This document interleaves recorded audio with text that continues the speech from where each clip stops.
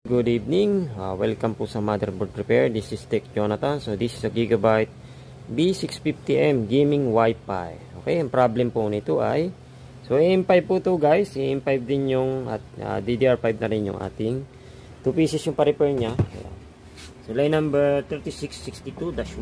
Okay, so 2 pieces ito na repair na natin na video na yan. Okay, so ang problem nito ay bent pin. Ayan po siya. Okay, so mapapansin nyo na bend po yung pin. Ayan. So medyo ang hirap lang nito i-bend, iayos yung bend pin kasi yung dalawang piraso na napakahirap kumpara dun sa existing na sa Intel. Ayan, mas nahirapan ako dito. Ayan, parang siya medyo talikad. Okay, so yan po yung niya. Then ito yung chat ng ating customer. Ayan, yung bend pin niya. Ayan o, bend pin. Tapos yan, 2 pieces yung pa-repair niya. So ito na siya guys. Ayan, as you can see, gumagana po siya, lahat ng ports working. Yan, USB gumagana, ito USB, ito sound. So ito po yung CPU nya. So detected na po yung CPU.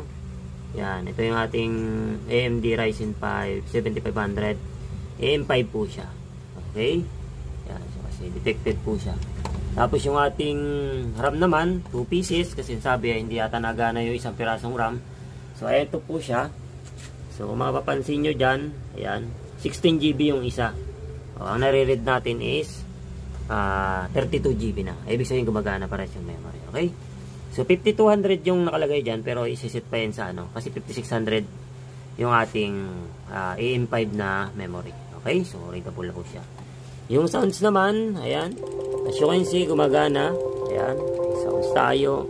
Wi-Fi, ayan, gumagana yung Wi-Fi. So, yun lang po. Yung video card gumagana. Siyempre magdi-display. Kaya siya may display. Okay? So, yan lang po guys ang ating update sa motherboard repair. 2 pieces. Bend pin. Yung RAM yata na isa nito hindi gumagana. Yun ang pagkakatanda ko lang. Okay? So, 2 piraso yung pina-repair ni customer. Yan. Sinabay lang daw niya yung isa sa kaibigan niya. Bend pin. So, nadali po natin. Yan 2 piraso. Okay? So, hanggang dito na lang po ang ating motherboard repair as of today. So, yung date natin, nakita natin ay 24. So, ang date natin ay September 24, 2025, 6:35 PM. Okay? So, yan pang ating update sir sa yung motherboard. So, success po yung repair natin. Okay? Latest pa po ito. Bagong modelo. So, may tinda po tayo niya sa store.